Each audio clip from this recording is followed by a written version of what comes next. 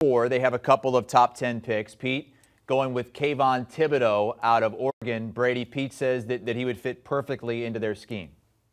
Yeah, he's not wrong. You know, this will be the direction I think they want to go. They need to improve that defense. They need to improve the pass rush. And Thibodeau has that upside and has that ability. Although Pete notes in his column, and he talks about the fact that maybe some scouts have cooled on Thibodeau the more they've gotten to know him. And you start to hear kind of whispers or rumors of, you know, maybe he's more of a kind of businessman. When all these guys are looking for football players who turn into businessmen once they get into the NFL. And maybe that Kayvon Thibodeau made some business decisions throughout the course of the year.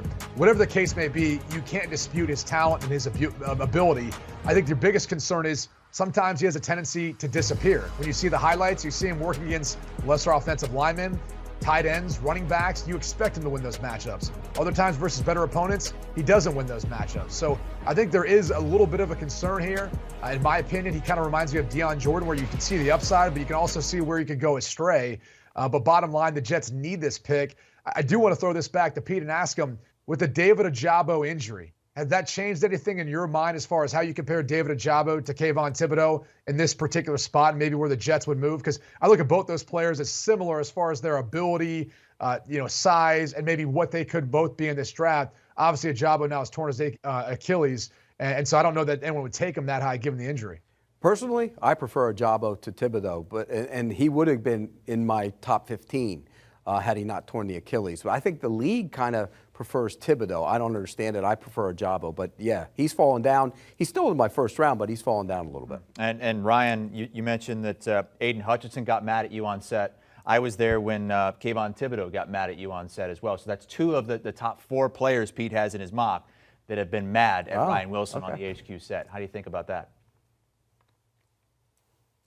Oh, me? Yeah, you left out the part, Hassel, where you're the one that got Thibodeau mad at me, but that's awfully convenient of you. I appreciate that. He's good at that. Breece Hall also hates me as well. So, Breece Hall, too. Yeah, Breece Hall came after me. Thanks to Jamie Eisenberg, and also thanks to Brady Quinn, who tried to get Nakobe Dean after me as well, but Nakobe, because he's so smart, didn't fall for it. So, Nakobe Dean's my favorite player, basically, is what I'm saying. I don't know if Icky's been after you yet. That was not Brady? That was not me, Ryan. I did not point him in your direction. I just kind of started the conversation, okay? I want to put that out there. Hey, if players don't like you, that's a good thing. That means you're doing your job. Yeah, nobody likes Pete. Let's move on to number 5.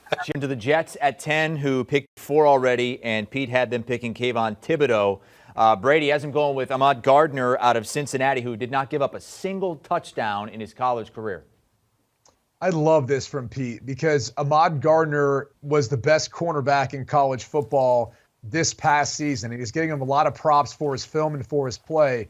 He's got that prototypical size and length that Pete Carroll loves in cornerbacks.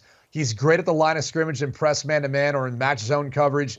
He can play off as well. He disrupts passes. He's good in transitions. He really is, to me, the complete package as a cornerback and fits very well within the Seattle Seahawks defensive scheme. So I love this spot. I love this pick. Even though it's for the Jets.